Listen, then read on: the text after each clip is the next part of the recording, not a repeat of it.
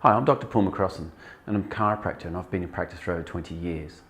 And what I'm going to do is just explain how prolonged sitting can affect some of the things that we see in our practice and every day. Our bodies are designed to move, and what happens is when you're moving, you're bathing your brain in all this information coming back through the nervous system into the back of the brain to an area where for our position sense and for learning called the cerebellum.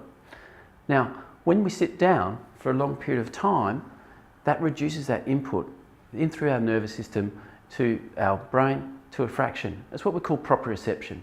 So it's how our body knows, or our brain knows, where our body is in space. And so when we're sitting for a long period of time, what we can tend to do is develop forward head postures. And that can lead to tension building up through the neck and the neck muscles, right, coming down into the shoulders, which is really common with people who are sitting down for long periods of time. And what happens is then you start to develop, you can get spinal dysfunction in through the neck, which can again affect the quality and the accuracy of the information that's going through to your brain.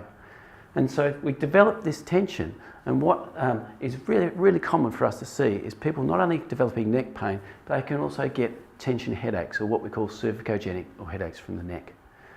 But if you contrast these areas of where we have overactivity, we can also have areas of underactivity, because there's a tendency then when we're sitting down is to slouch. And you've probably all heard of the core, and the core muscles, they tend to switch off. And so you've got areas where it's overactive and then areas where we're switching off, which can then tend to put more pressure into the base of the spine and the low back. It's very common for us to see people who sit for long periods of time who develop low back pain.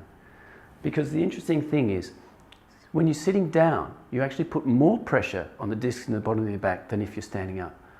So unsupported sitting, there was a study published in Spine in 1981 by Nackhamson, and they found that when you are sitting down in unsupported fashion, that the pressure, the amount of pressure in the low back discs is increased by 40%. Now, if you bend forward, it's increased by 100%. And if you bend forward and you twist, right, that can increase it by up to 400%. So these are the things that we notice that when, if you're sitting for a long period of time, it can have a big impact. The other thing too is that your posture can very much affect your mood.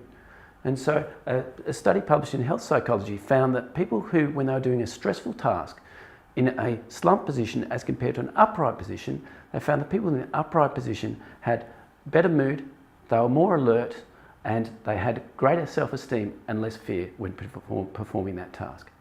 So I've given an example of someone that we might see in our practice. All right, we have a gentleman, a member of our practice, let's call him Dave, and he was coming in and he worked in the financial industry in London. He was sitting for 8 to 10 hours a day, 5 days a week for over 15 years. And so when he came to see us, he was still moderately active. He used to ride, he'd probably ride 3 to 4 times a week. So some moderate exercise.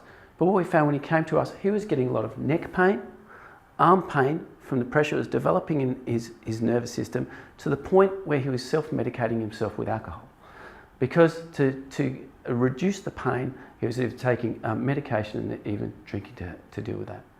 And so what we found is by changing his lifestyle with some of the techniques that Charles explained, right, and also with some care, that he got to the point now where he has no pain at all, he's exercising more, he's feeling much more comfortable, a lot happier about himself, and he's still able to perform his job. He's still sitting and working.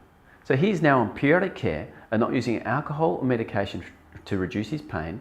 And what it does show you, it is possible to sit all day and avoid pain by following the tips and suggestions in this program.